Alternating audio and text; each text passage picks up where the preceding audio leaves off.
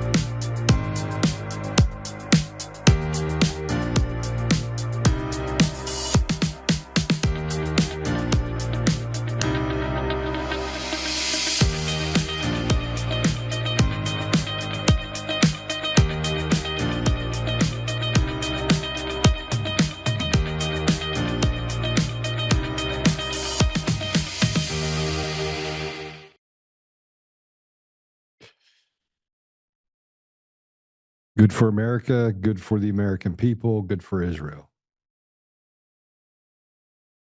Do you believe that?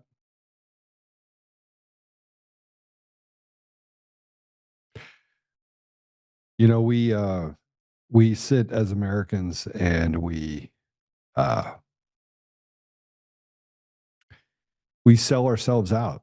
Yeah, I mean, we've basically made the American people the bitches of low IQ, single digit IQ Somalis. I mean, let's be honest. They get free healthcare, free education, leering centers all over the place. We have what happened in California, people that are literally running for the hills, running companies are leaving states. 25% of the biggest companies in Colorado set to leave. California already seen a max exodus. Nobody wants to talk about the reality of the stolen elections that are being held hostage by large individuals around the world. They had a plan. They talk about it at the World Economic Forum. They get people on board, weak people that end up in positions of power and authority. The American people get the short end of the stick every time you turn around. There's literally no reprieve in sight. 56 cents on every dollar goes to the government. You don't own your house. You have to rent it from the government. If you don't pay it, then that property tax is going to come take your property from you. The liars that continue to lie, and they lie with such convincing, fortitude. They feel good about what they've done. This Section 219, it gives Israel access to U.S. military and intelligence systems, technology, supply chains, you name it, they get access to it. And it's a win, though, right? It's a win because U.S. troops aren't on the ground, but actually the U.S. troops are controlled by a small country in the middle of the Middle East that hasn't gotten along with anybody in nearly 100 years. But they say it's biblical. They say that it's in the Bible that we have to give up our own sovereignty because that's the right thing to do. There's one thing that maybe the left gets right, and that is that we should stand in solidarity with the American people, and that we shouldn't be over there trying to bomb different countries. Today was kind of an eye-opening experience where I watch on the internet as people are literally walking past themselves saying, "Oh, we didn't need the left to finish the job; we finished it ourselves." And then you have Mike Johnson lying about saying that the SAVE Act was actually put through the House as a part of this bill. That's not true either. It's voter ID. It's a watered down, keep everything the same, keep machines in place, mail-in ballots. President Trump says, we get a part of free and fair elections. We get IDs. Oh, yay. don't have voter rolls. You don't have to adhere to HAVA. You have machines and mail-in ballots that create a lack of transparency that's so large, it's hard to ignore. And then here's Mike Johnson, betrayer Johnson.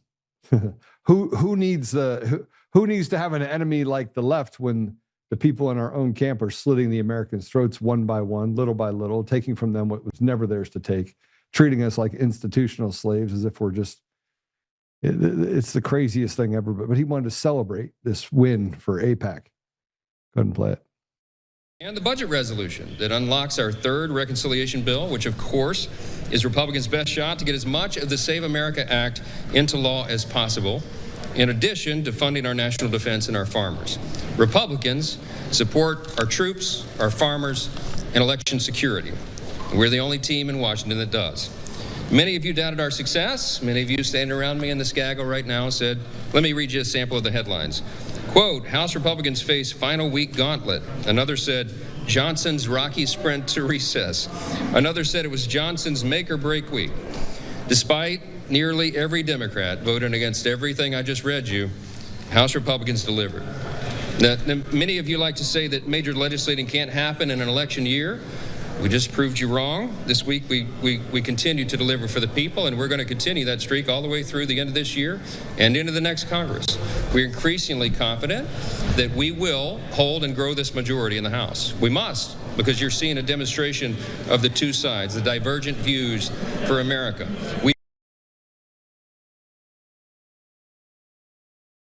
I sit here and say that he can deliver.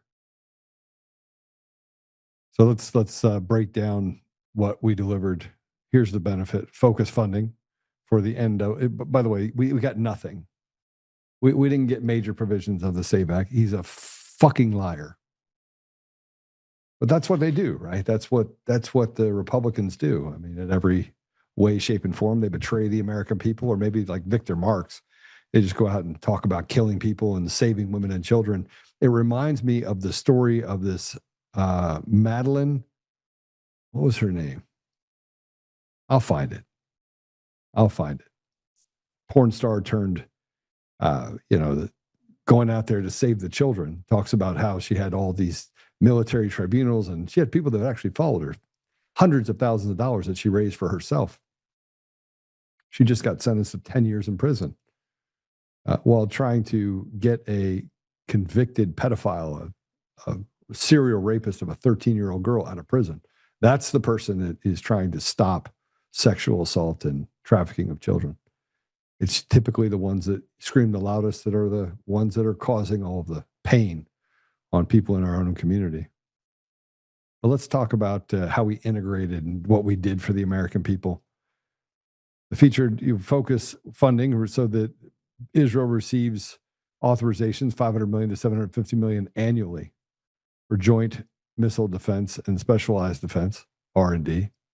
So in other words, they get to make billionaires and 100 millionaires out of people over in Israel from the American people. So you get to go to work and work really hard, and you get to hand that hard-earned money over to a foreign country so that it can turn that country into a technology superpower, especially when it comes to foreign defense or domestic defense.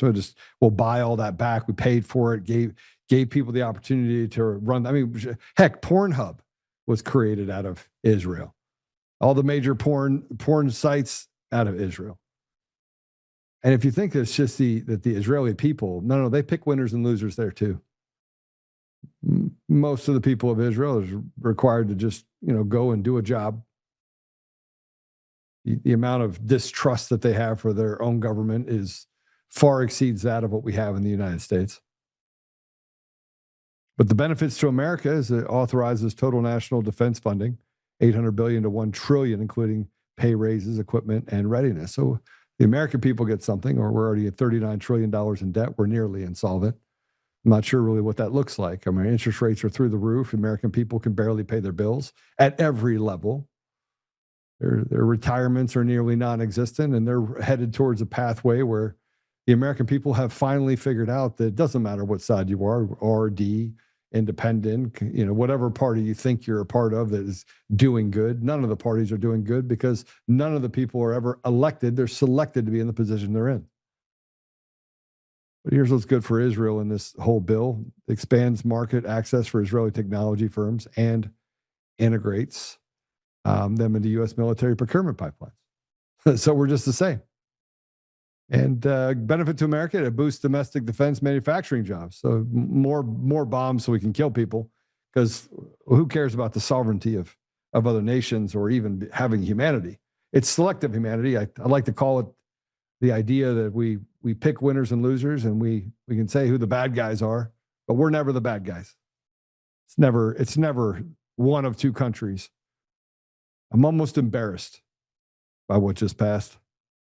Military capabilities enhances multi-tier air defense coverage, Iron Dome, the Arrow, David Sling.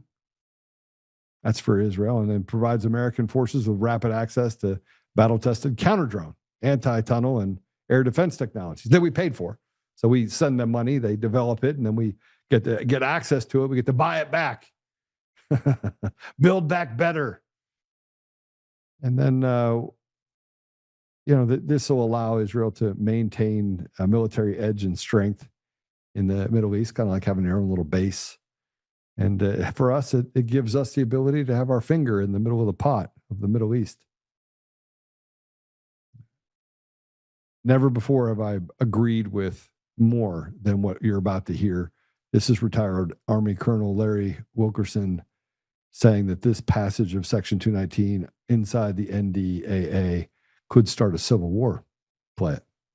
I think 60 to 70% of America now that is under 50 years old that thinks this relationship with Israel is poisonous, which is the pure truth, and wants to do something about it. So it'll take time, and I'm afraid that in that time, a lot of bad things are going to happen. And Mike Johnson and Mitch McConnell and John Thune and others like them are going to have to bear the burden of history in terms of what they've done. They are, in effect, traitors. They are, in effect, traitors. Let me emphasize that word, traitors, because they have betrayed the United States. And Section 224 goes even deeper into it. And I'm quite sure that one's going to make it through, too. So we're looking at a Congress that is betraying the United States of America in a significant way with regard to national security, and I think with regard to domestic tranquility, because we're going to have at least close to, if not an actual civil war over this, if we don't do something about it. We are one step closer to a civil war. I was able to review some documents today of a guy that can't stop lying. And it's not Eric Coomer this time, by the way. But I'm starting to figure out that as I started reading some of these documents, just how evil and pervasive evil is. And it decides what side of the football field it's on. Democrats on one side, Republicans on the other. It just picks a side. The team evil is so pervasive in both parties that it's hardly recognizable. The people end up becoming the ones that pay the price.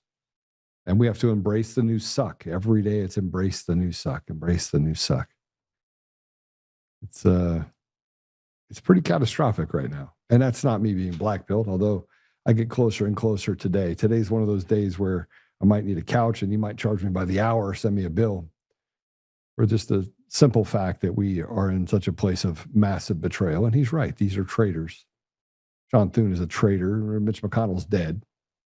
Oh, we got to wait till August 4th. We'll tell August 6th or August 7th he died, keeping a brain dead man alive for as long as possible, while telling everyone out there, shh, stop talking about it. And while we are suffering as Americans, while we are put in a place where we are we're awestruck by just the devastation to our children and our children's children.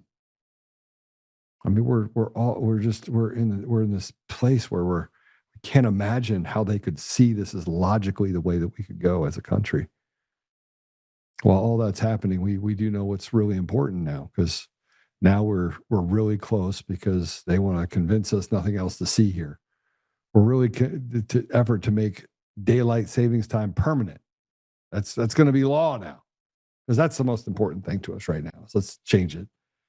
An effort to make daylight savings time permanent is one step closer to becoming law. The House overwhelmingly passed the Sunshine Protection Act, a bipartisan bill that would allow states to observe daylight savings time year-round. The measure heads to the Senate, where the future remains uncertain. President Trump has said he supported ending the seasonal clock change and expected to sign the bill if it reaches his desk. Because remember, he wasn't going to sign anything until we got the SAVE Act passed. I would need you guys to understand something, because I thought I had it all. We have a great guest today going to talk about what's really happening in our country related to controlling the price of oil and things that it's done to our country and our community. And of course, they've created this idea that we have an inflation issue, but the inflation issue is tied to energy prices. So everything that we do is kind of a circular firing squad. And if you want to give people back, take away the pressure, but they want people to suffer right now. They want people to suffer so that they can remove the suffering. It's punish, punish, punish, punish, punish. Relieve the pressure. Punish, punish, punish, punish, punish. Take from the people what you want to take. Pick winners and losers. Put people above the lawless line. Make sure the millstone on the chest of the American people is just heavy enough where it doesn't crush them yet, but it's meant to crush it. Mike Ariza is going to be joining us to talk a little bit about that. But before I get to that, I want to talk about the fact that Pocahontas is celebrating this new law. Celebrating the new law because the bipartisan House bill is now going into law. Let's go ahead and put that up if we can. Breaking. The clock struck midnight at our bipartisan housing bill is now law. Trump refused to sign it, but he couldn't stop it. The law is groundbreaking. It will build more housing, bring down costs, and for the first time, stop private equity from buying up homes. Only none of that stuff is true.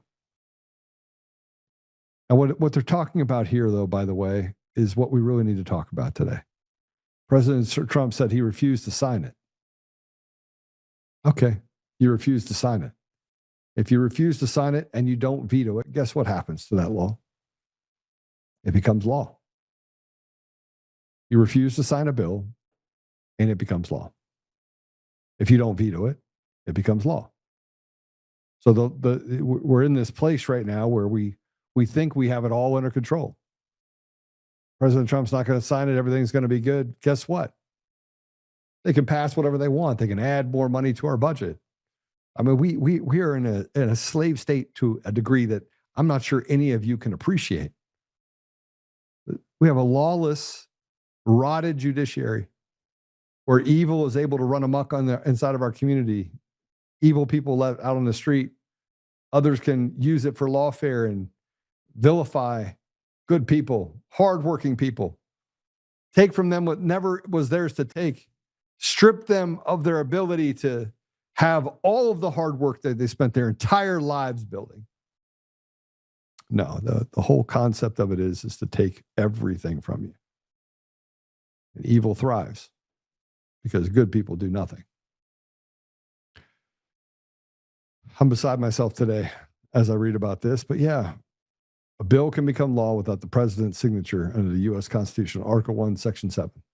Article 1, Section 7 really simply says if the president takes no action on a bill, either signing or vetoing it for 10 days, excluding Sundays, while Congress remains in session, the bill automatically becomes law without a signature.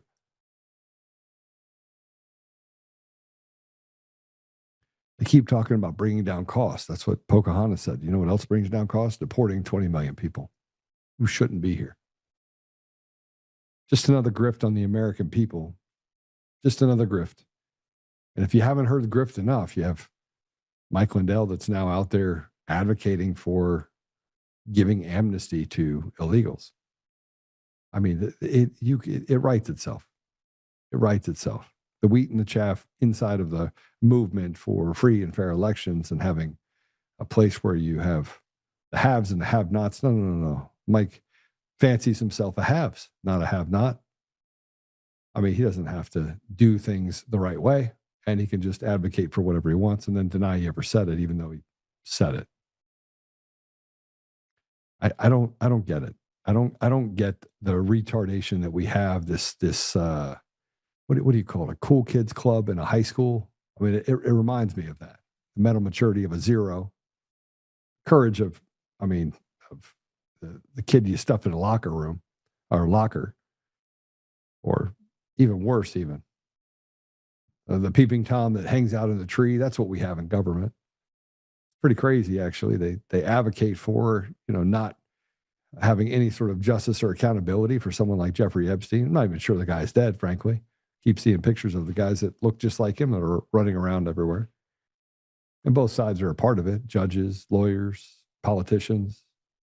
And yeah, you have some politicians that bail out and have to resign. Swalwell, that he finally got the edge of that sword. You have criminal investigations against people. You have the FBI taking credit for violent crime being down, which in large part can be traced back to ICE, not to the FBI. ICE gets rid of big criminals. Criminals go underground. They don't want to be caught because they don't want to be deported. And the cycle continues. But our guest today is going to talk to us about energy prices and refining and what's really happening. And we've had him on before. So Mike Ariza is a U.S. Navy veteran, 20 years of experience in refining industry.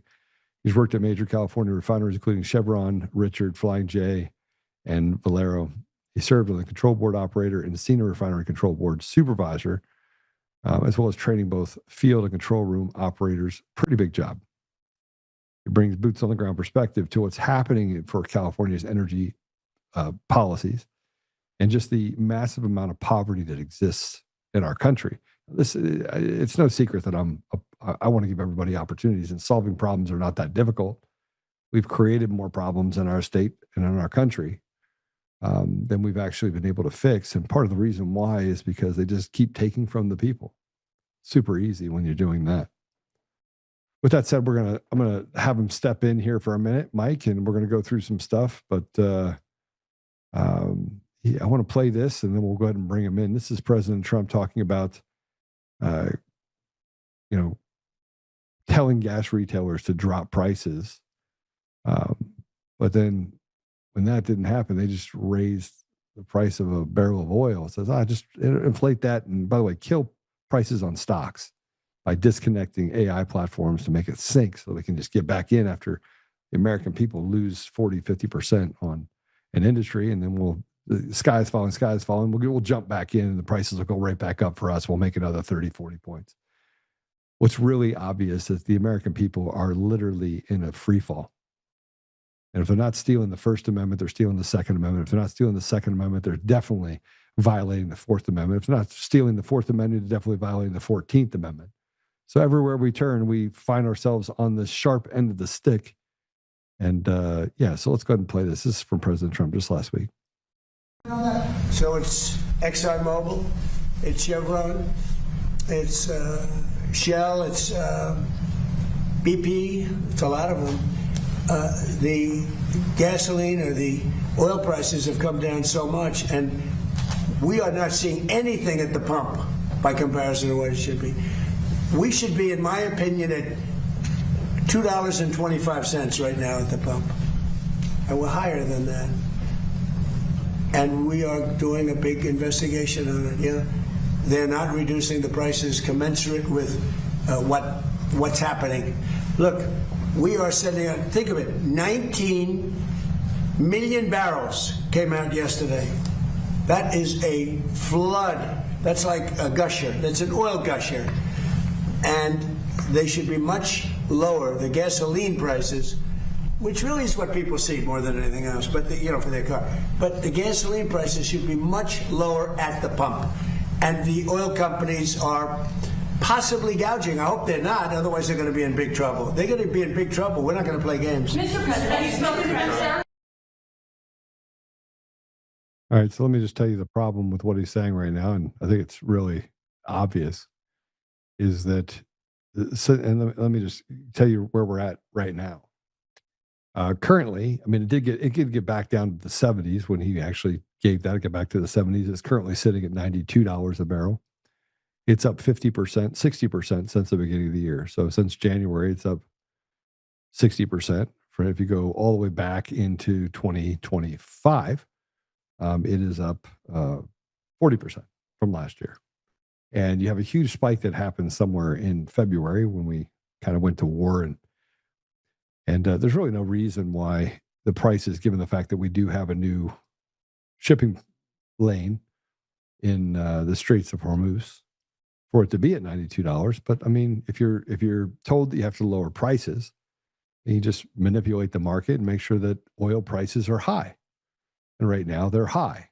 And so the president said that, that most people are reflected in gas prices. I see that. I would disagree with him, but if you're at that place where you don't look at the receipt for gas prices, or you're not, rationing yourself and putting $10 in gas in the car as you go to make it, then it doesn't, you think that that's the only thing people look at is gas prices as you're driving by it. Energy prices, food prices, all the prices related to how people live their lives are pretty much where we're at. So I'm going to bring Mike in. And Mike, why don't you tell me where we're at and kind of how we're actually sabotaging our own pricing structure in the United States that's leading to these high prices. Welcome to the show. Well, it's like you're saying, Joe, thank you. Prices going up, prices go down as far as crude. And then the midstream is the refinery, and crude goes up, refinery goes up, prices downstream go up. And it varies from region. West Coast, of course, is getting hit the worst because mainly due to the fact that we're refinery limited. The rest of the country, they're not having a production problem with crude oil. They're not having a production problem with their refineries. They're up and running and cranked up right now. Matter of fact, they're up about 97, 98% in the Gulf, trying to make up for people that are short of fuel like we are on the West Coast. And that's all the way from Washington to Arizona, Nevada, and Oregon. So right now, California and Nevada and Arizona, they were literally running out of fuel 5-6 weeks ago because the Gulf shut off the fuel to the refineries in Asia. They are sending California, which is importing 40% of its fuel due to refinery shutdowns. They're importing that much fuel. So when that shut off, when the oil from Hormuz going to those refineries cut back, they had to cut the refineries back. So the fuel that they were sending us, jet, diesel, gasoline, that basically got cut off. I think April 2nd, South Korea stopped sending us jet fuel. And it was around within a week or two, all those ships that were transiting the Pacific Ocean 30 to 45 days stopped. So we were on our way to a total supply shock. The thing that saved California and basically the West Coast was the fact that Trump, they did waive the Jones Act. The Jones Act requires an American-made and flag tanker or ship to go from American port to American port. That was waived. We were so low on jet fuel that within the last 2.5 months, more jet fuel has been shipped to California by foreign flag tankers than in the last 36 years combined. We were almost out of jet fuel, and gasoline and diesel were falling off the cliff as well. It's just, you're importing 40% of your fuel. You leave yourself vulnerable to world events or another refinery shutdown. That's online. There's many things that can basically cripple you. And the ironic part is this is all in the on the emissions. The emissions thing. Well, you're now receiving fuel made by some of what California standards would call gross polluting refineries, and then shipping them across the ocean on polluting tankers. So this emissions thing is just a total hypocrisy. So right now, California is still in a dangerous position. ConocoPhillips transferred some of their production up to Washington. And they started making the carbob gasoline in their Ferndale refinery. So they actually were robbing from the state of Washington and their supply. So the state of Washington, their prices are up, equivalent to ours. Partially, they're enacting California policies, and partially, Phillips 66 has created a artificial, a shortage, not a total shortage, but a strain on their supply. They also supply Oregon, so it just continues to affect right into Oregon, and then we supply Nevada, we supply Phoenix. So all those states are totally dependent upon us, so they're seeing the effects of California's policies. Well, you have California policies, you have stuff coming in to kind of relieve some of the pressure of not having the proper supplies. President Trump is talking about how much oil is available. We have a gluttony, but we have a slowdown or a lack of refineries. I don't think anybody's probably briefing him on that effect, because if he would have forced the oil companies to stay open. We have abandoned a pipeline that we thought we'd reenact, which is the Keystone pipeline. That's still non-existent, still not in play. And we've got a bunch of other things happening in the country that frankly lead me to believe that we're no better off than we were during the Biden administration. And I want President Trump to be successful. And he came out and something happened in July of 2025. Something happened, something changed. And all of a sudden for the last year, it's been no progress. And the American people sitting on their hands going, man, what is going on? What is going on? Well, this is the part that's got me frustrated. And I totally agree with you on a lot of the points you were making. I agree with you on all of them, but really agree with you on quite a few of them. What they did here, and this is, the libs caused this in California. It's Newsom and it's the Air Board has caused all these policy changes that compelled Valero to shut down and Wilmington to shut down. Back on September 5th, Andy Waltz, midstream, downstream CEO of Chevron, said, I think California is already in that crisis mode. Okay, a little over a month later, myself with USC Professor Miche and Assemblyman Stan Ellis combined 130 years of very intense experience in the industry. We published a brief in Washington, 10 pages long. It was specifically aimed towards the effect on the civilian population, but more leaning towards the threat to military force readiness in all 3 states, thereby affecting the entire country. The 10th page, we specifically called for the invocation of the Defense Production Act. And now, we didn't say, well, a month or two. No, you need to do this now because Valero already announced they were shutting down. Wilmington had already announced they were shutting down. We did the numbers. 2 of the refineries had already converted to renewable diesel, which means they went off crude oil production.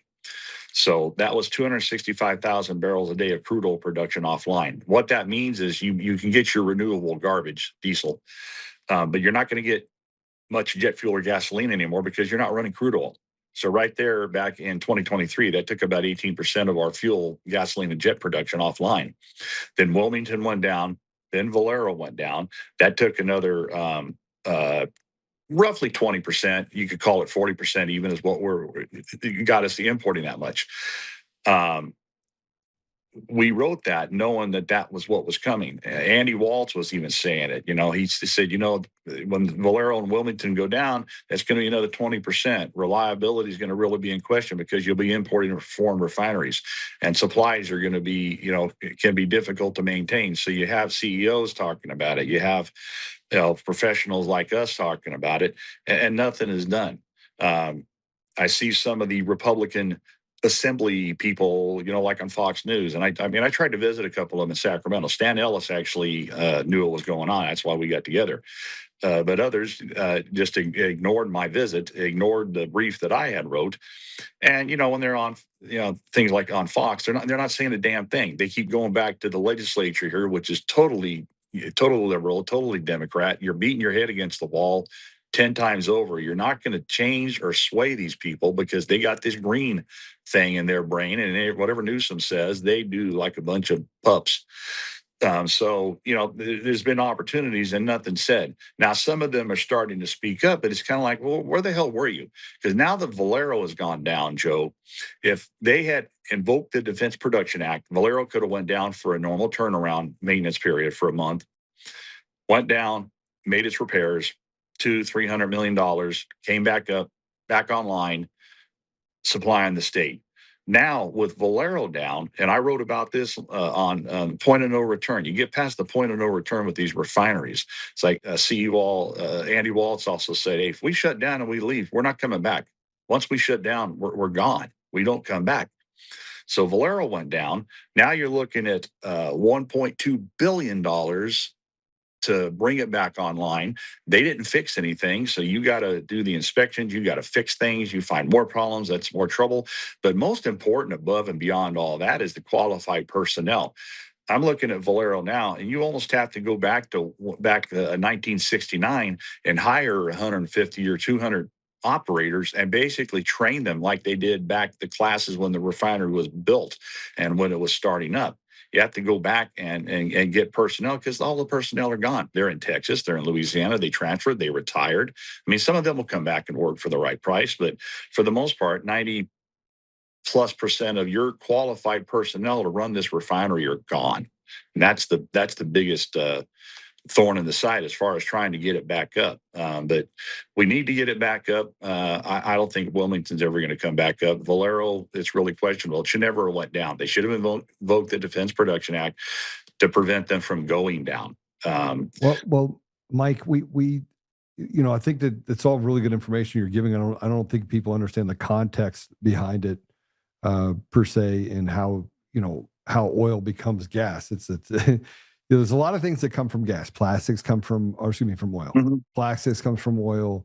6,000 product. Yeah, I mean it's not an easy process, and there's how it's broken down. Even the most rudimentary waste from oil becomes something. Yes, it's recycled. It's probably 100%. I don't think there's anything left from oil that doesn't end up being in production or use. No, 99.9% of it is totally converted into the hydrocarbons, the jet fuel, the diesel, the gasoline that we need.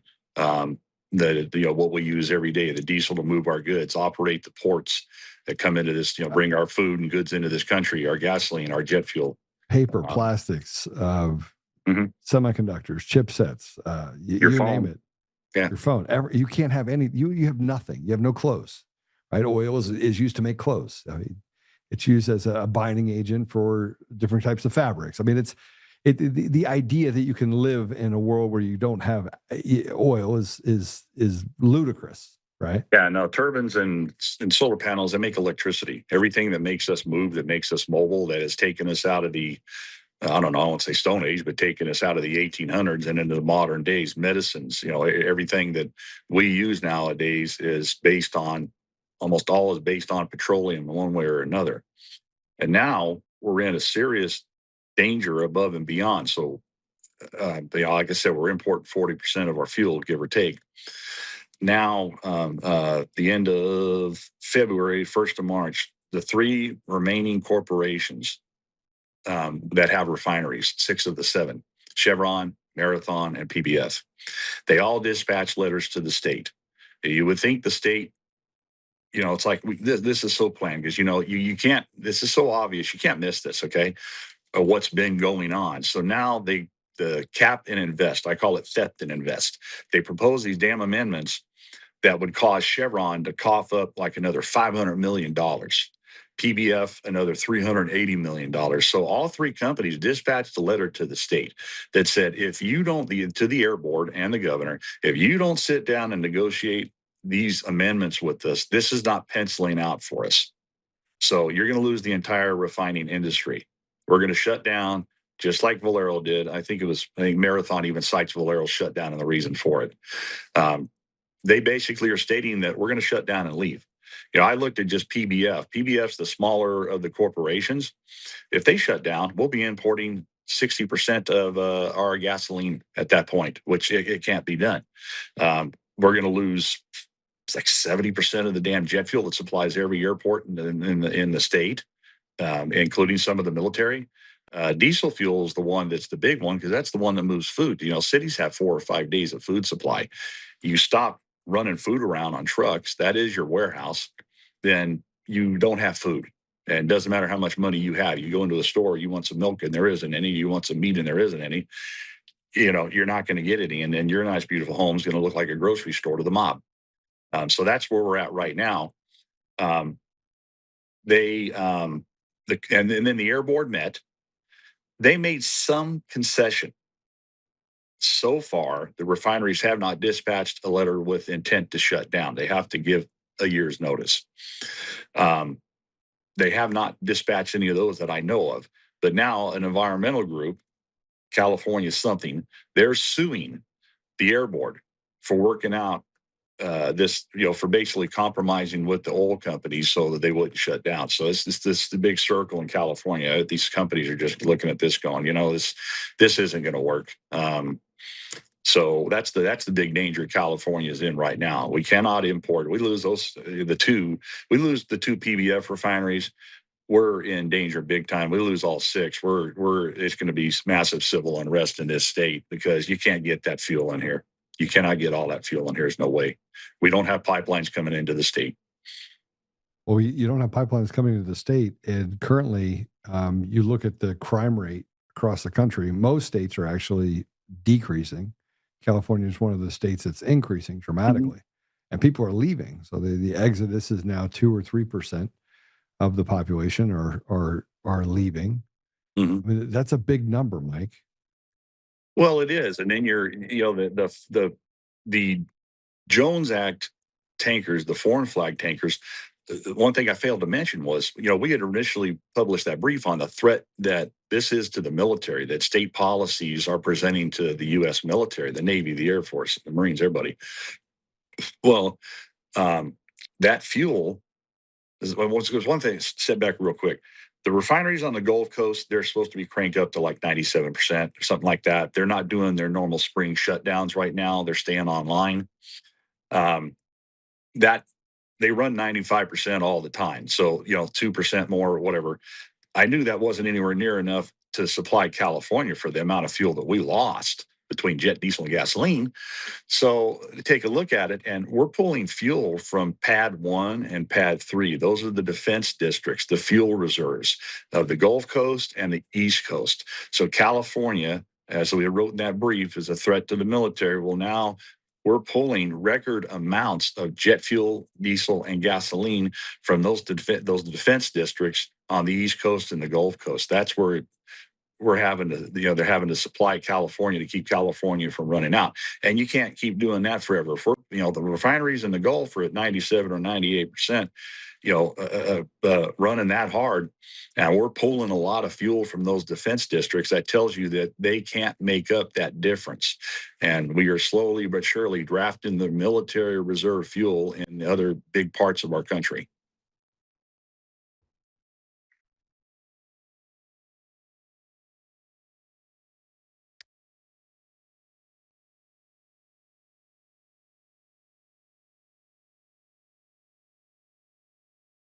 Okay, sorry, Mike. What's the solution?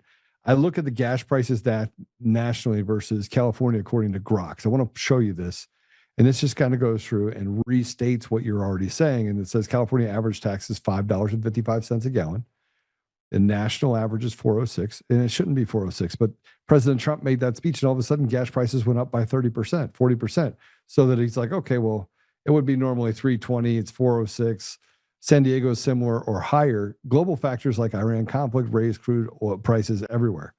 I don't know how Iran, a fight with them, raises it, but we'll put that aside for a minute. California's largest premium comes from the state policy. Highest tax, gas taxes, 63 cents, excise and sales tax fees per gallon. Strict carb fuel rates and cap and trade, low carbon fuel standards, adding 30 to 60 cents per gallon, and refining limits and upcoming closures from regulation created a fuel island. So policy drives the gap versus other states. Mike, we can't vote ourselves out of it. Can't vote ourselves out of it because they're stealing elections, and the people that are there are not actually representing the interests of the people. You'd be hard pressed to talk to anyone. Like I can't talk to any. I am online just asking questions. Like I go to the worst places where people are like, they go to one of my profiles and be like, oh, that guy's he's right wing. He's a MAGA. Mm-hmm. And I ask them simple questions like, how are you feeling about policies in the state you're in, California? And they all say the same thing. They're all a bunch of crooks. I haven't seen one person that justifies anybody, but you can't do anything about them because it's a haves versus have-not club, and we're not in it. We're not in it. Yeah, well, it's all those, the LCFS, the cap and invest, that should go away. They could at minimum cut the damn excise tax in half. The summer blend, that was designed for carbureted motors. We barely have any of those left on board. So right now, if they immediately said, okay, summer blend is suspended, we would get 6% supply back. in the pool, the gasoline pool. So there's just yeah, like you said, they refuse to do it. And then the danger is the actual supply. The prices are one thing, which is hurting. It's hurting a lot of people. Okay, especially those that have to commute, and that's a lot of California's story. All the different metropolitan areas, but the fact that we are running so low, so dangerously low. I go back to that chart. 2.5 months of jet fuel shipment here, last 36 years combined. Let's put it up. Let's put the chart up. This is the PAD 5 recipients by tanker and barge, kerosene type, jet fuel, and hydrocarbons. And this shows you going all the way back to 1990, the number of barrels. And you have you have 180,000. Is that right? Yeah, 180,000 barrels. No. Million barrels. Yeah. Because by the thousand. No. Yeah. 1 point. Okay, look at what it has been for the last 40 years, right? And look at where it is today. We were almost out. It's not sustainable. It's not sustainable, Mike. We keep talking about the fact that we want to bring back manufacturing jobs and things like that. How do you bring back manufacturing jobs when we can't even manage our supplies of our energy supplies? How? Hell, in Solano County, Joe, they can't even manage the supply of beer anymore. Budweiser shut down. Same county as Valero for the same reasons. The air board, the bullshit regulations that are put on them. Then Valero, they offered Valero $260 million to stay back in November, or $280 million. I forget. And Valero said, no, we're done with you. We're done with you. And now the other refineries, they're seeing this. They've been dealing with this. It's like a couple of CEOs were saying, we keep ringing the bell, bro. We keep ringing the bell. We keep telling them over and over and over again, this is a problem. This is a problem. This is a problem. Nobody's doing anything about it. Been a problem too. It's not just, this isn't something that crept up yesterday. This has been a problem. It was heading there. They're getting warnings and warnings and warnings. Andy Walsh is the most vocal of all the CEOs of all the companies. He said back in said end of March or April, it says, I really think California should declare a state of emergency at this point. I mean, he's calling it the way it is. He sees it for what it is. It's like he says, we don't want to shut down. We really don't want to go. But you're pushing us. You've been at war with our industry for the last 20 years. It's gotten a lot worse since Newsom took over. And this just doesn't pencil out what you did to Valero. And that's another thing, Joe, these corporations that own crude oil, Chevron, Shell, PBF, no crude oil. Same thing with Marathon. Same thing with Valero. So crude oil Brent goes up through the roof. If that damn price of gasoline doesn't go up, it doesn't pan out for them anywhere in the country, not just California. So that's another thing that people don't realize. They say, oh, it's an oil company. Yeah, but some of them don't own oil. Okay, when Exxon ran Benicia, when I worked there, Exxon owned crude oil, the offshore platforms, Alaska North Slope, all those different crude oils. Exxon made money off of it. And even if the refinery was losing a little bit of money, they made a ton of money on the upstream selling the oil to the refinery, and they just write off the loss on the refinery. In the case of PBF and Valero, Marathon, and companies like that, they don't have that flexibility. Chevron does. Shell, those companies that own crude oil, but these other companies that are trying to make a good product, do it safely, do it cleanly, they're really fighting for their survival right now. And this cap and invest that the Air Board just threw on them, these new amendments, which it's a total hoax. And a total taxation. It's a taxation. It's a tax, just a tax. It's all it is. And those two of the letters. Actually, all three of them, they state one thing is that the refineries where our fuel is being made now, being imported from, they don't have these fees. The ships don't have these fees. So here's our refineries, the cleanest running refineries in the world, getting hit with these $500 million, $300 million taxes on their cap and invest on top of everything else they have to pay. And then these gross polluting refineries that are bringing us our fuel, they don't have to pay a dime. So they're not even on the same footing. Yeah, what amazes me is that we're even having this conversation about this and that nobody is ringing the bell. I mean, you're ringing the bell. We're on here ringing the bell. You're having a conversation about ringing the bell. and yet the people continue to suffer. They continue to go through this kabuki theater that frankly is yeah. You have this document. You recently authored an opinion piece titled "The Impending Collapse of California's Transportation Fuel Infrastructure." I want to put this up if we can.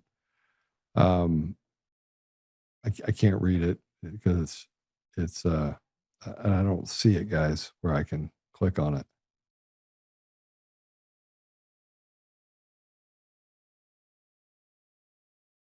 It doesn't matter. I can't read it. So you got to make it so I can read it. Just give me the document if you would. Just put it in here so I can read it, if you could, and because I want to go through a couple of the documents on our side, or at least some of the conversation you've had. Tell us when you wrote this. I mean, obviously we've walked through the generalization of what we talked about just now, but did you come with a solution? Did you come out the other end with this is what needs to happen in order to stop this from happening? The defense production, to guarantee this is not going to happen, that we're not going to see a collapse, is they need to invoke the Defense Production Act. They need to quit playing games. I don't know if I tend to think it's not the president. Talking with General Holt, like the chain of command filtering system, because California is at a crisis. It is a threat to the country. If you have the Port of Los Angeles shut down because there's no diesel to run it, that brings food into Colorado and into the Midwest. You'll have starvation, a starvation event. You'll have to relocate all the planes and the bases of the Midwest. I mean, the consequences right now are staggering. The fact that 3 corporations got together and wrote these 3 letters, that is unprecedented. That has never happened before. And they have not submitted rescinding letters. Those letters are still out on the table. And listen, we're in a place of free fall where it's a lawless society. So why don't they just stop listening to the government and tell them to F off? I mean, the government's not doing what they're supposed to be doing. The government is literally betraying the people every day and stealing more from them. I mean, isn't it time for the American people to stop paying taxes and just be done? Just be done. It's a fraudulent government. The state governments are fraudulent. The federal government is nearly fraudulent. They're picking their own pockets and taking money from the American. It's like a cartel. I mean, let's just call it what it is. It's a cartel. Yep. No, that's and it's like I was saying earlier, it's our guy, and it's on our side too. We know where these policies are coming from. Some of the policies the Air Board are imposing on the refineries and all the other industry like Budweiser, everybody's got boilers and stuff like that. Some of those came from Tsinghua University in Beijing.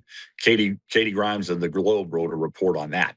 So here's the most polluting country in the world, our adversary, and they're using some of the policies they have from their university to put them on us. So we know where this is coming from. Like you said, hurt them, let up just a little bit, hurt them. And that's exactly what they're doing. But the problem is this hurt them in this situation. If these refineries go down, even if 2 more go down, we're in deep shit, period. If all 6 go down, it's total civil unrest, and the whole military of the United States will be compromised at that point. I mean, you're already compromising, big time compromising the West Coast. We can't afford to keep doing this. They should have invoked the Defense Production Act when the experts and the CEOs were saying, "Hey, California's got a big problem. Hey, you need to pay attention to this. Valero's going to shut down. Wilmington's going to shut down." And nothing was done. We can't afford to lose those other refineries. Basically, the Defense Production Act needs to be invoked. Then you take federal EPA, you tell the Air Board, the Energy Commission, you're done. You have no more purview in this state. Okay, cap and invest is done. LCFS, that's done. We're going to get the prices down and basically work with Chevron, Marathon, PBF, and there's one more Valero refinery down south, and say, okay, guys, what else do we need to do to keep you up and running? What other things do we need to help you with? The Defense Production Act gives the federal government the ability to do that. It's like, you guys did great and get the oil restored coming into, the 3 platforms, and they restarted Sable coming off Santa Barbara. That's great. But like my friend Ron Stein would say, and he's spot on, is oil is useless black tar if you don't have the refineries to run it. If you don't have the refineries to turn it into the 6,000 products that we use on a daily basis, and especially the fuels in California. If you don't have the refineries, then it's pretty much worthless. Well, we pray that we can get to a place where we do. Mike, thanks for coming on, brother. I appreciate you very much. We keep ringing the bell. We keep ringing the bell month after month, we year after year, and now it's getting to the place where you have unprecedented things that are being done. You have people that are ringing the bell, and by the way, it's a bipartisan ringing of the bell. There are just as many Democrats that are saying the same thing. Yeah, go ahead, Mike. Yeah. One thing I'd like to, people can, we have Erin Ryan from We the People Radio in California. She created a domain for us.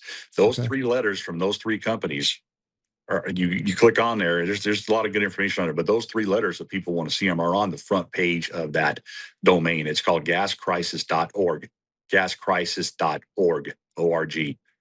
You just scroll down and you got PBF, Marathon, Chevron. You read that, and they put it in plain English.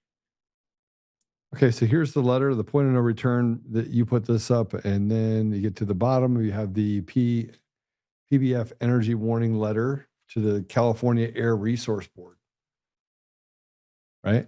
Yes. Yeah, you scroll down and that's my colleagues, my friends who I've been working with, Stan and the professor. And then you go down I wrote the point of no return quite a while ago.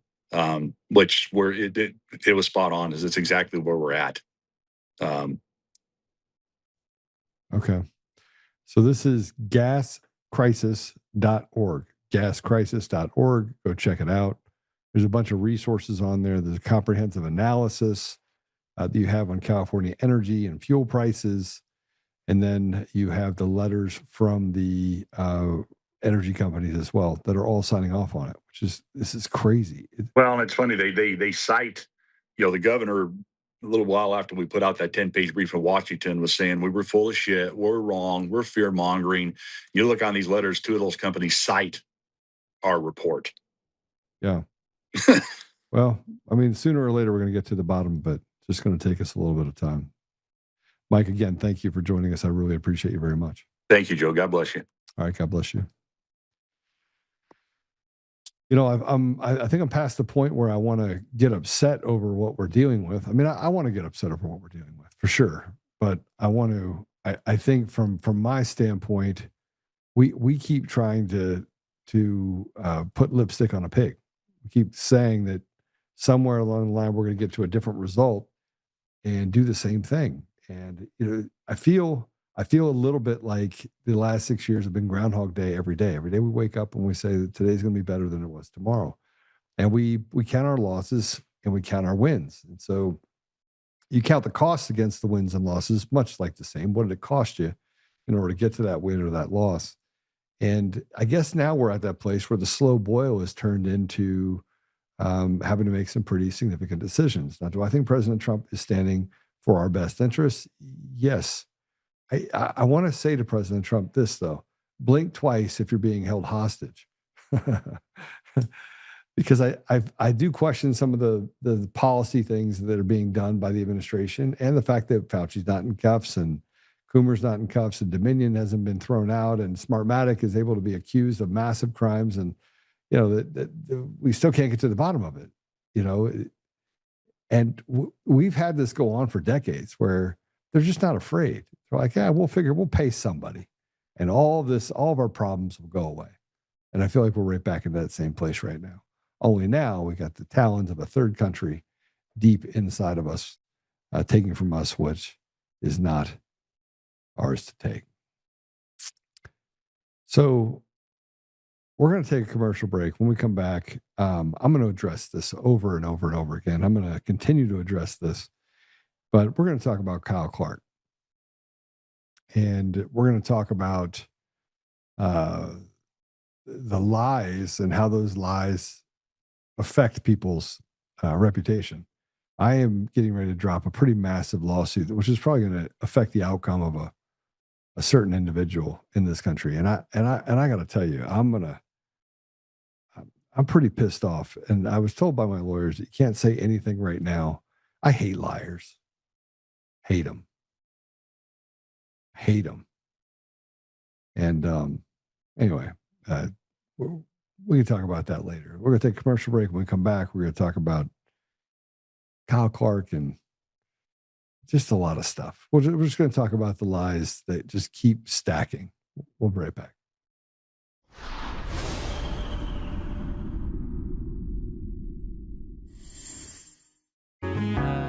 Oh, hi. I almost didn't see you there. Welcome to DCF Buns, where you can find the freshest buns in town, if I do say so myself. Our master bakers teach class every week. So whether you're new to baking or trying to improve your culinary skills, we got you covered. And we can help you bake the cake of your dreams. We'll even clean your cake if you want. And if you don't want to bake anything yourself, we have loads of fresh buns available in a variety of shapes and sizes. Check us out at dcfbuns.com to learn more. DCF Buns, we keep the buns hot and the deals hotter. Buns. In every thread, in every stitch, Honor-Bound USA weaves the fabric of the American spirit. It's not just apparel, it's a testament to God, family, and country. At Honor-Bound USA, we're a family of patriots who put our faith, family, and America first. When you visit our website, you'll find a line of products that embody our commitment to pray, stand, speak, and act. As the official site for the Untamed podcast, all of our products proclaim speaking the truth with courage. We also have the powerful documentary from Professor David Clements, Let My People Go. Identify yourself as one of the few who are willing to stand for what they believe in. Join the Honor-Bound USA family today. Wear it as a badge of honor, commitment to the values that shape us, and a pledge to the bright future we will build together. Because when you're honor-bound, you're not just wearing a brand, you're embodying a lifestyle.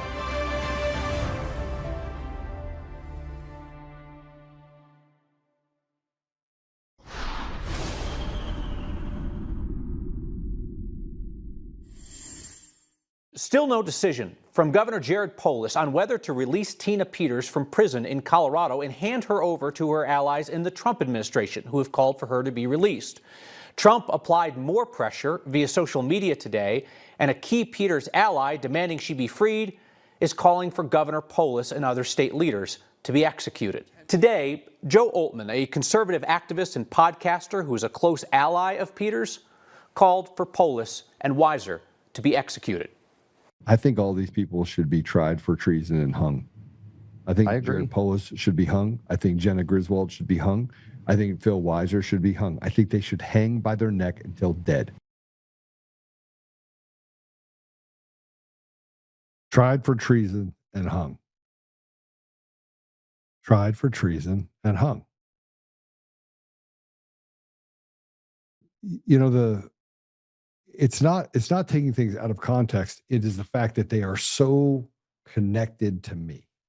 It's the fact that they want to silence a guy that frankly just speaks the truth, and they know it's the truth.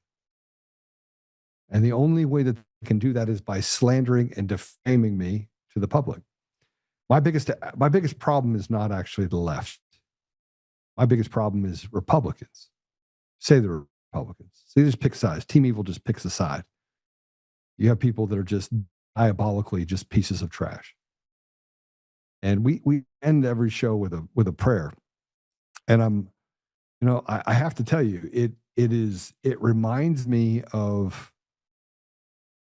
just when somebody knows that something is a lie and yet they continue to tell the lies knowing that they're lies.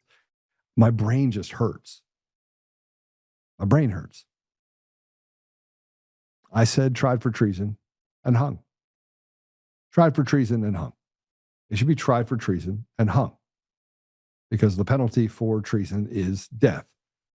It has nothing to do with them being political allies or political, adversaries. I don't have political adversaries. Politics don't even play a part in how I do things. And it doesn't play a part in most people's lives, right? You say, I don't want to talk politics. That's that we have pastors that try to do that too. I can't talk about politics from the pulpit. I can be, but you can't talk about right or wrong either. You can't talk about the difference between right and wrong. We can't talk about how our brothers and sisters, our American brothers and sisters, are being left out, treated like slaves, have their lives stolen from them, handed over to illegals, people that don't belong here. There's no difference between running out people that have basically built this country over the last 4 or 5 generations and what has been done to conquer people and destroy societies for thousands of years. Same thing's happening right now. And here's another one of Kyle lying and taking things out of context. Let's just put this up. This is Clark when me and Peter were on my show together. Today, Oltmann and Peter's attorney talked about their shared vision for civilians to be rounded up, tried by military tribunals, and executed. Why is the Insurrection Act not on the table? Why are we just not getting to the fact where we have military tribunals and 50,000 people that would get rounded up and we can just have a hanging party? It's coming. It's coming with the evidence. It's coming with the proof. We have had the proof for 4 years.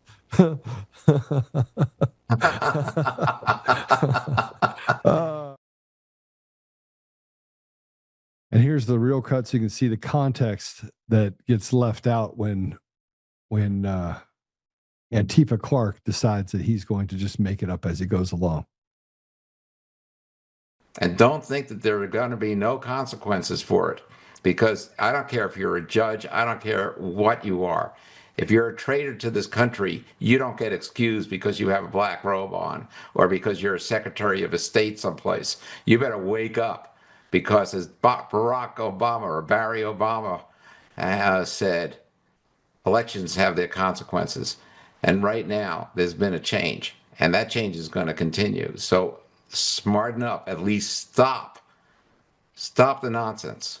I got a judge in Michigan in Stephanie Lambert's case where they're trying to Tina Peters her, okay, because she had experts inspect the tabulators, and what did the judge decide? She's charged with unduly possessing election equipment, and even though there's nothing in the law that says this, he says not having the permission of the Secretary of State to have the election equipment is to unduly possess it.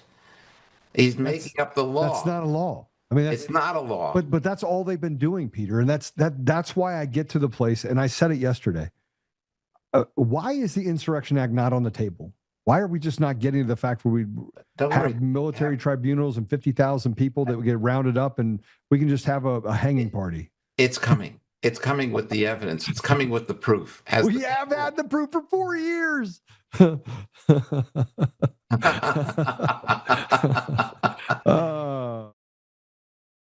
We've had the proof for 4 years. We've had the proof. Nothing happens. I want to play this. This is the head of the Smithsonian being questioned about being polite. The lies just don't stop, and they come from everywhere. And we have to tolerate it because we have to debate the ridiculous. And there are people that walk around and it's a business for them. It creates clicks. And most people like me that just want life, liberty, pursuit of happiness, that's most of society, find everything distasteful now. Everything. Everything is a fight. Let's go and play it. Excuse me, sir? Is it important to be polite? Yes, sir. It's also interesting because the same mass action toolkit that your organization has been promoting references politeness as a defining characteristic of white supremacy culture. Ma'am, are you a white supremacist? No, sir. You're not. Can you help me square why your organization says that being polite is part of being a white supremacist? I'm not exactly familiar with that passage of the Mass Action Toolkit, which is not I can show you the one that we passage. It's right developed. here.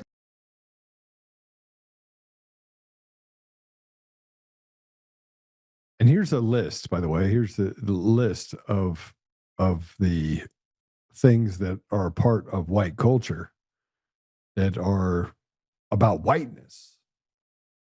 And, if you look at this, it says individualism, self-reliance, nuclear family structures, rational linear thinking, working before you play, plan for the future, protect property, avoid conflicts, manage time, be polite. As if it's a bad thing. As if any of those things are bad things. White dominant culture, or whiteness, refers to the way white people and their traditions, attitudes, and ways of life have been normalized over time and not considered standard practice in the United States. And since white people still hold most of, you can put this up there, right? This is the first picture. Since most white people still hold most of the institutional power in America, we have internalized some aspects of white culture, including people of color. Internalized some aspects of white culture. So rugged individualism. The individual is a primary unit. Self-reliance, independence, autonomy, high value. Rewarding with you get what you deserve. Family structure. The nuclear family, father, mother, 2.3 children is the ideal social unit. Husband, the breadwinner and head of household. Wife is a homemaker and subordinate to the husband. Children should have their own rooms, be independent. Emphasize on scientific method. Objective, rational, clear thinking. Cause and effect relationship. Quantitative emphasis. It goes in, if you go to the next page, that talks about competition. Be number one, win at all costs. The winner-loser dichotomy. It goes through some of the rules and what things they say that this is a bad thing and that it's a white culture. No. It's actually every culture wants to be number one. They want to be at the top. That's why people pursue money and power. But they have to make it bad. And if that's not bad enough, I just want you to know that if you're looking for the signs, if you're looking for signs of right-wing extremism, I have them for you. And I think it's important that we put these up. And then, there we go. We'll put these up for you. So here are the signs for recognizing a far-right extremist. Number one, you got to have full-time employment. Number two, you got to be literate. 3, you have to love your family and your country. 4, you got to be driven by this thing called common sense. And 5, you have to obey the law. So thought it was interesting that these are the things that are far right extremists. Now, I do want to correct the record with Kyle Clark for a minute, if I can. Kyle Clark says that I am a right-wing, I am a MAGA podcaster, and I am a advocate or activist. So let me correct the record. There you go. That's the recognize the warning signs of being a far right extremist. So if you identify as a far right extremist, then I think you're probably on the right track. Not necessarily a bad thing. That comes from Badger Bites UK, which is one of the people that put it underneath the deal. So shout out to Badger Bite for putting that up. It's totally true. But I want to correct something. I've been a businessman for 20 years. I was a negotiator in the Middle East and Africa for 6.5 years. I've done some of the coolest things you probably could ever do in 12 lifetimes. And, I've been ridiculously successful and blessed beyond measure. Podcasting is something I do a couple hours of the day. The rest of the hours of the day are not spent podcasting. It's building and giving people opportunity to make a living.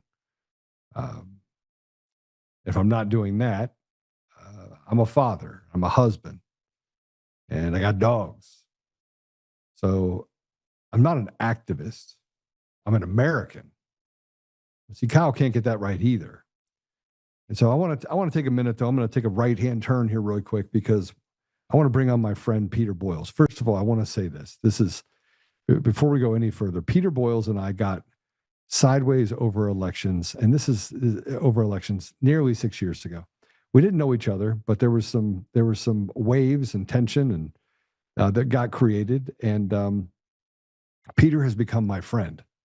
And it all was because I picked up the phone and I called the radio station while him and a few other people were on. And I was like, let's talk it out. And we ended up getting on the show and then going out to dinner. And then now we're doing some pretty special things right now. But I want to take a minute, if I can, and say this to my friend, Peter, and we can go ahead and bring him on. Peter just got inducted into the Radio Legend Hall of Fame. And Peter, congratulations on being, one, an amazing man, and 2, for an honor so great. I mean, this is a big, big honor. Well, I'm first, not all that happened between us was generated by you and I. There were some other forces at work that I'm only now beginning to understand. And I tell people this is not a bad man. This is a good man. We have different views about one single issue, but we have more in common than we do in difference. I just received a phone call, and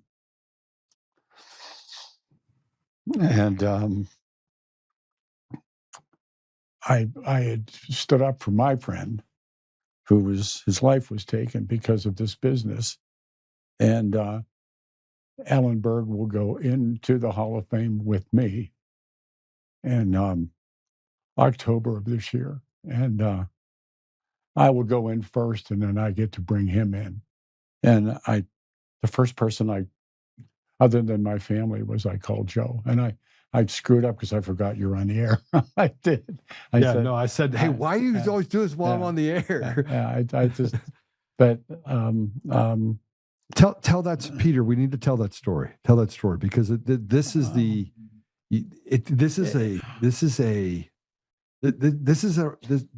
a rite of passage that not many people across the world get.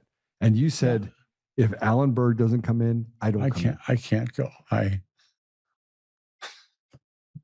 I'm struggling. I wasn't going to see him stand out on the street corner and me go in and get an acclimate that he clearly deserved. His life was taken. It was a radio murder. I know they've made movies and books and things like that, but they seem to want to put it in another place. It was about what happened on the radio. And there is hardly anyone left that remembers. And it was 42 years ago this summer, and I remembered. And I have to thank and I'll get a chance to thank the people that. But I said I can't go with him not going, and I just got the phone call from a dear friend who I think stood up for me and said, "You're in." But better yet, Alan's in. Alan's going in as a legend, and I'm going in as just some dope that went in the Hall of Fame. But I get to I go in first, is what I was just told on the phone, and then I get to speak for him. And thanks, boss. Thanks a lot. So I want to say congratulations to you, but I want to bring something else up that I think is super important. Alan Berg, just so you know, he was known as being, and this is the power. This is the power of, he was a Jewish American. He was a brilliant businessman. He had the sharpest tongue you'd ever Actually, find. He probably wasn't that brilliant of a businessman. He got disbarred as a lawyer. So he got disbarred, but how he got disbarred as a lawyer is another story all in itself, right? So when you told me about Alan Berg, I went, he was. God, I'm sorry. No, I don't care what anybody says. The guy was brilliant. Oh, because there's been 3 guys that I knew, and I speak about them, that came in and sat down and got it. Alan, Dave Logan, and Mike Rosen. I was a writer and a traffic reporter, and I read the news, and I played records, and I did dog track reports, and so I fundamentally made my bones. He had been disbarred in Chicago for it's not for right now to tell the story, but he had lost his law license and came here and got sober, and he was a clothes horse, and he opened up a boot broker and a shirt broker down on Lammer Street, where he made custom-made shirts and custom-made shoes and boots. And one of his customers was a guy named Lawrence Gross. And Lawrence was a radio talk show host. Well, Lawrence got one load of him and said, "This guy'd be great on air." I say the same thing, obviously, about you, that you'd be, and so he brought Berg in to fill in for him. And it was the day they announced that Elvis Presley had died, and Berg went on there and said Elvis couldn't sing. And he blew the trunk lines out of the radio station, and he was the greatest pro wrestler I ever saw do talk radio. and he just had this ability, and he got the business. He got it like that. Mike Rosen got it like that, and Dave Logan got it just like that. He sat down and did it. Yeah. The rest of us, we've had to learn. But those three, they came in and hit the home run. But he, what his murder and what happened with it and everything, it changed. You and I are talking about these new projects that we're about to launch, but it really gets back to when he was killed 22 years ago in June. Everything hinges on that point, and people don't. I see things in terms of epochs and moments in time, and that certainly was. And then we've turned into what you and I have decided we call corporate talk, and it's been diminished immensely. And perhaps you never say perhaps. You always say when. So when we do what we're going to do, it's going to change a lot of things. But I get the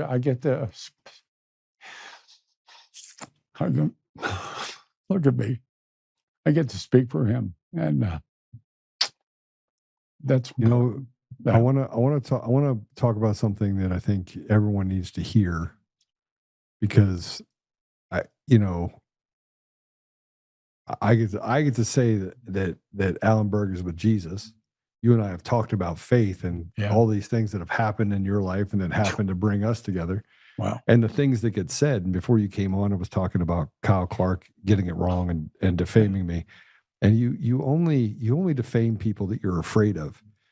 And he was an atheistic guy like that. But very much. I went back and listened to some of his stuff. I've spent a little time listening to it. I wanted to get to know him because of how well you spoke of him. And here's a guy in the 80s was very liberal. You could call him a Kennedy Democrat. I mean, he was very much so a Kennedy. What people don't know, something that had happened, and the American, there's an American Israeli embassies in Washington, D.C., but they have an annex in Los Angeles. And there was a guy that would come to Denver every couple of months, and he represented the government of Israel. And I was doing the morning show on KOA, and he would always come in and stop by. And we became very good friends. And then he offered me a trip to go to the state of Israel, all expenses paid, and to function in Israel. And Berg came to me, and he wanted the trip, and I relinquished it and gave it to him. And he went to Israel, and when he came back, he was changed. And in a short amount of time after that, his life was taken. But the thing that so many things I feel good about is that that he got the trip. And he got the trip, and when he came back, he wasn't. I wasn't watched one of the shows. He wasn't the same, and he wasn't the same. He stopped talking about the fact that there was this godless world. It's funny because it's crazy. We had a couple long conversations. He had thanked me. He said, you gave me the trip, and at the time I didn't think I did anything for anybody, and I figured there'd be another trip coming, and I'd take that. And when he got back, and there was something that had definitely, and in fact, another person to attribute was Rabbi Foster, because we held this funeral service, perhaps is a better way to say, celebration of his life at Temple Emmanuel, and there were a number of people that did not want that to happen at Temple Emmanuel. One's because Berg would draw to the lightning, and two, because they remembered him as an atheist. And Rabbi Foster stood up and said, "No, we're going to do this," and we did. And we spoke that Sunday morning, and it was Rabbi Foster and Barry Fay and myself and Alan's brother-in-law, Marty Sachs, had come in from Chicago. and there were 4 of us that spoke at the temple that day. And I'm not sure what change had happened to him. Something had definitely happened to him, and I think it's those of us who have been to Jerusalem. I don't care what you believe or who you believe or don't believe. There's an effect that you get from being not necessarily in the state of Israel, but certainly in the city of Jerusalem. I think that anybody that's had the experience knows that there's something going on. So he had come back, and he was only back a short amount of time, and his life was taken.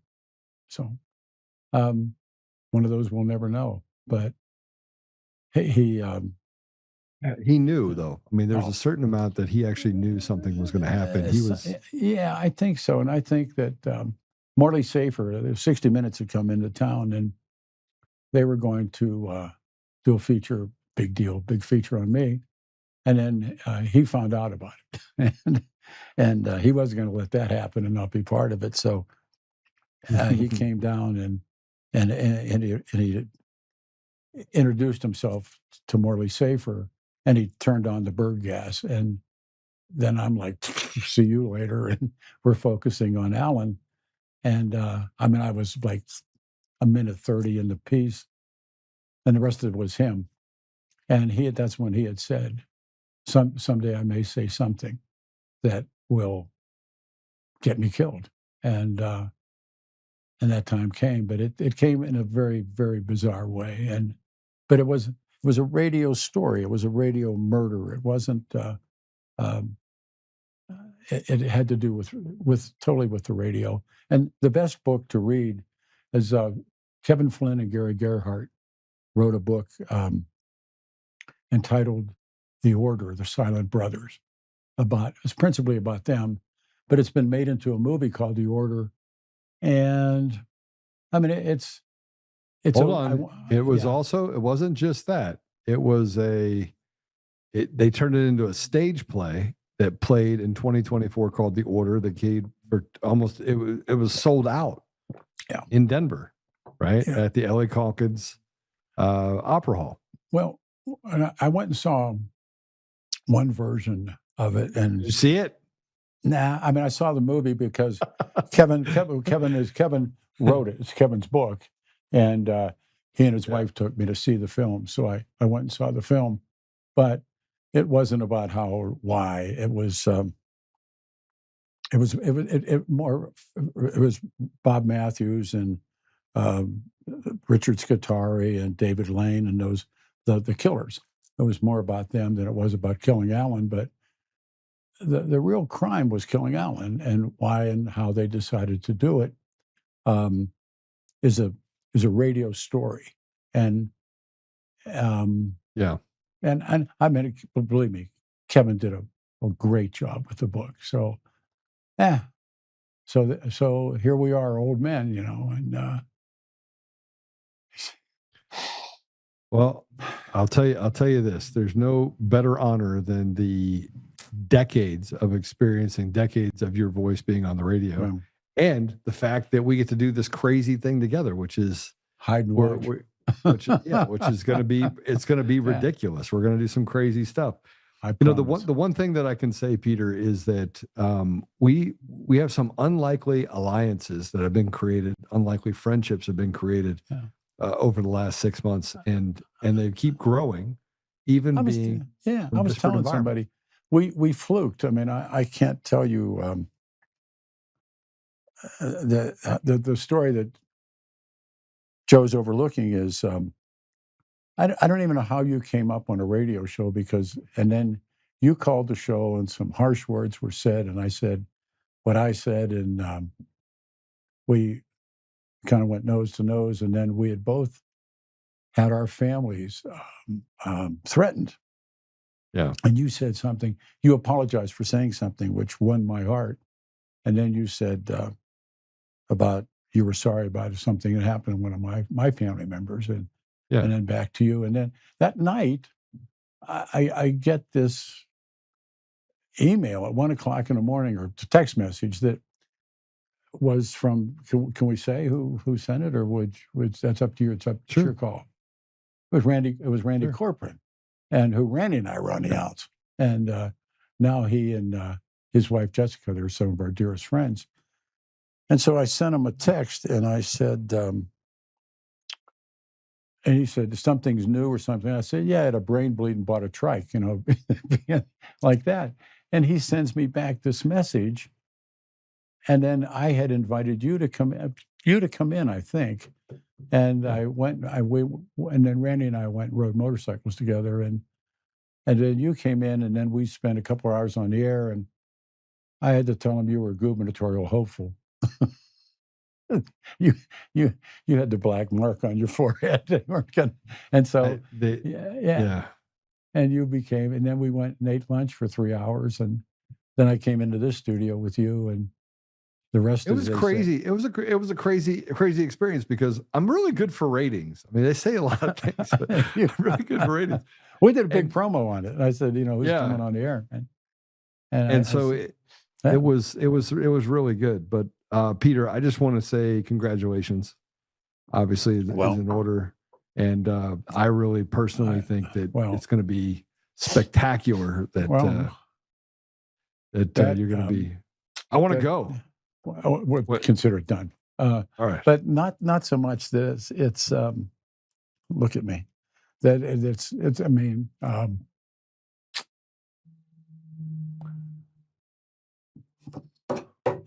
I wish my dad were here.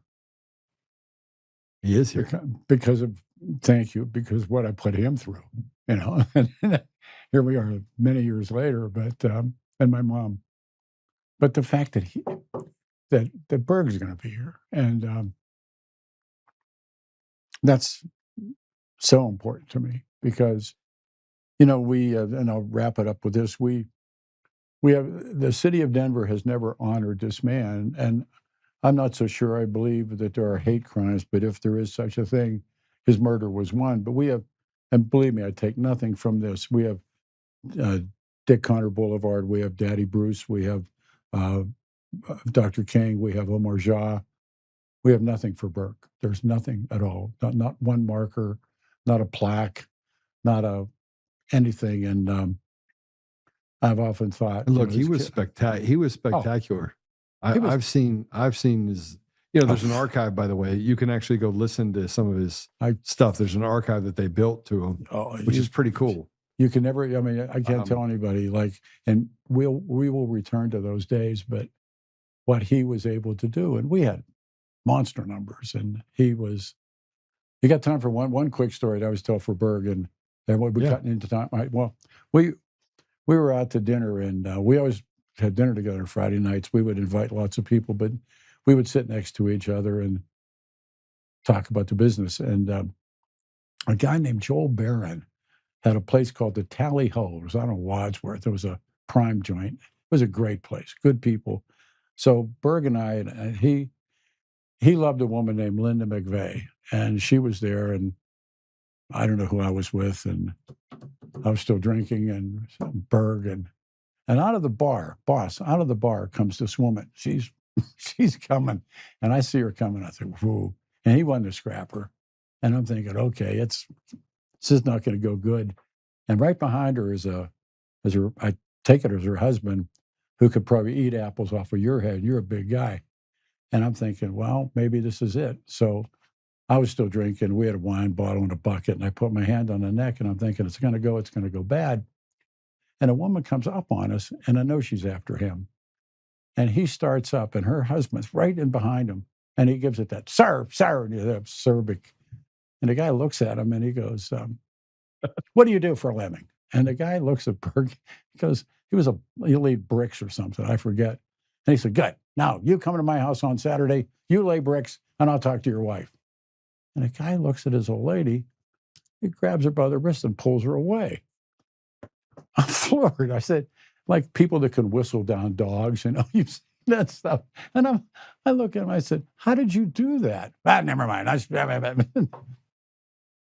And I mean, I watched him do it. And then there's other times that obviously what happened. But thank you for taking our time with this, and I'll see you tomorrow morning at 9, boss. Thanks a lot. All right. But God we bless got you, this. brother. We got this. Thank you, It's sir. gonna be really amazing. And frankly, I'm glad to have you. I'm glad to have you on this journey. We're gonna do some crazy stuff. But what did that man say? Watch what happens next. watch what happened. What happened was, and we made it happen. All right, God bless you, brother. Thank you, sir. Bye. Peter Boyles. He's an amazing man, and over 4 decades he's been on the radio. He's a voice you could hardly. I mean, if you're in Colorado or even around Colorado, it's hard to not know who Peter Boyles is. And there's some crazy stuff we're gonna do that I think will surprise you guys. That we're gonna start over the next month. I think you'll be really excited about it. But I want to close with this. If I go back and I look at Alan Berg, and Alan Berg is, I mean, if I was looking at it today, you'd say he's atheistic. He's way, way far left. And they would say, oh, Joe, and you can't like him because he's Jewish. The opposite would be true. Right? First of all, my entire family is like Muttville. I don't make decisions on people based upon their race, creed, religion. I don't make decisions that way. I make decisions based on whether or not they're good people. And when I first heard the story about Alan Berg, I went and I had to go do research on him because, he was a firebrand. He was a firebrand. And yeah, he struggled with alcoholism. He struggled with things. And he said on the air once that I've never seen a martini I didn't like.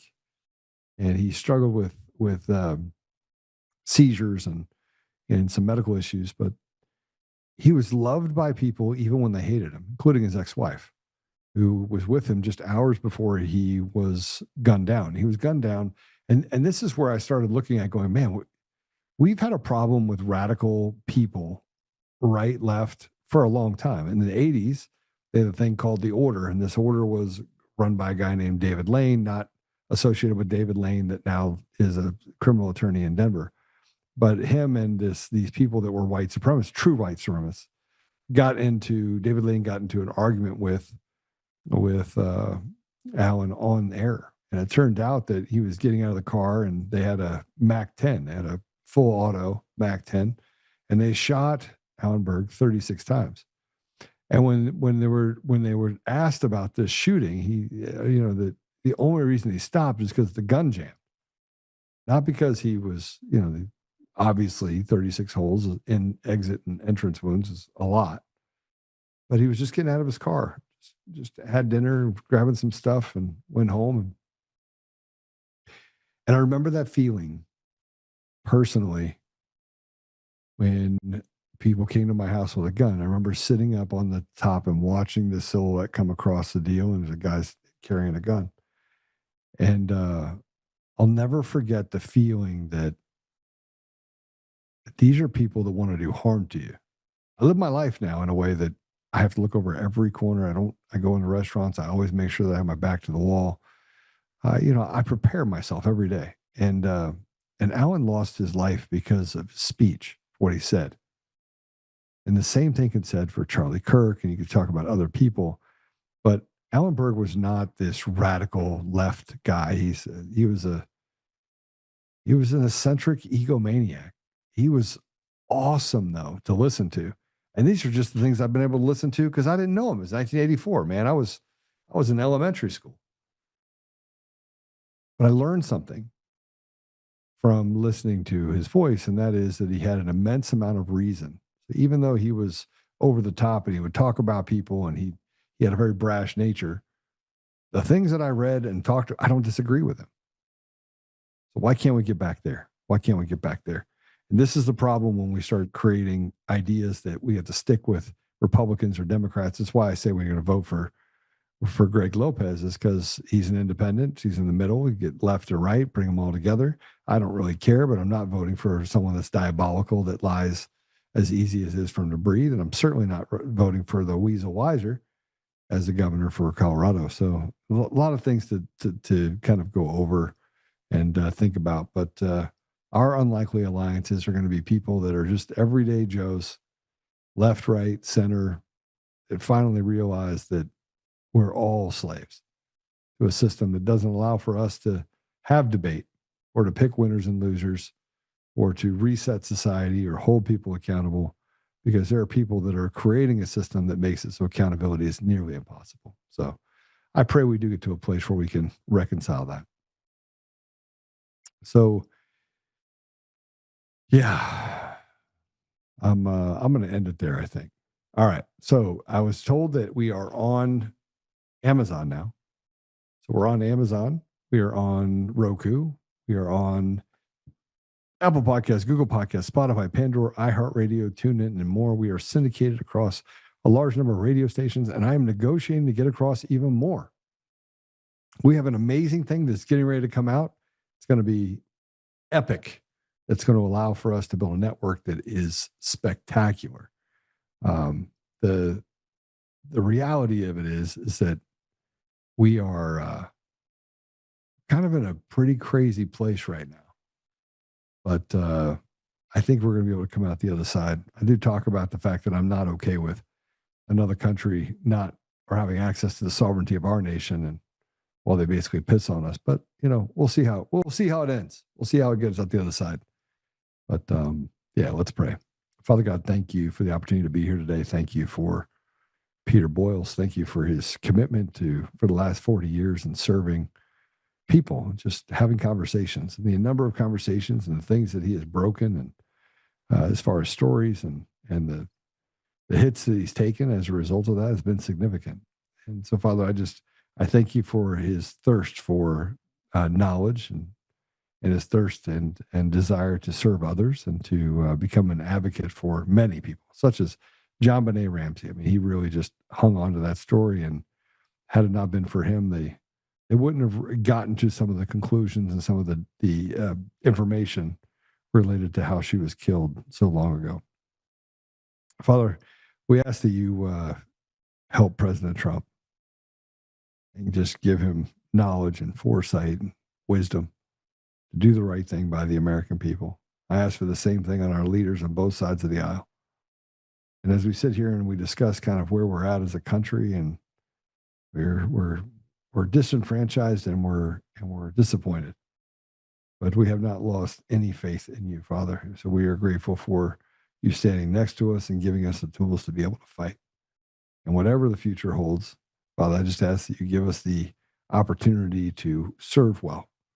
And I say these things humbly in the name of Jesus Christ. Amen. All right. We will be here tomorrow.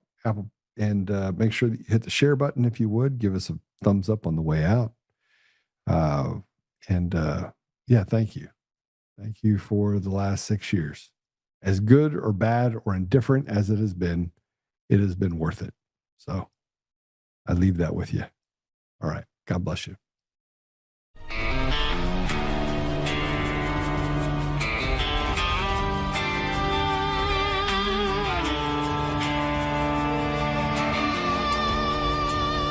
Rise up untamed in the heart of the fire where the wild ones roam. Joe Oltmann's calling, bringing truth back home. From conservative daily to this untamed fire, we shatter the silence, lifting spirits higher. No chains can hold us, no lies can prevail. Authentic and fearless on this rugged trail.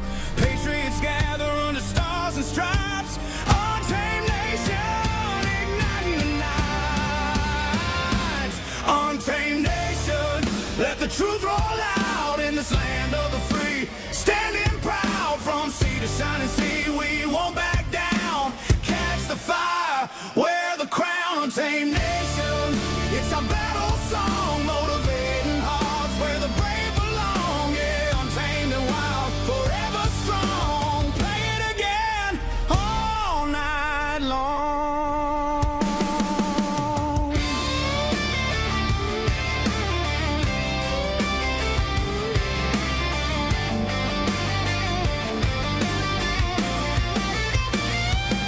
Break the mold, chase the time to heal. Joe's voice leads the untamed crew. Truth matters through and through. Untamed nation, let the truth roll out in this land of the free. Standing proud from sea to shining sea, we won't back down. Catch the fire, wear the crown. Tame nation, it's our battle song, motivating hearts where the brave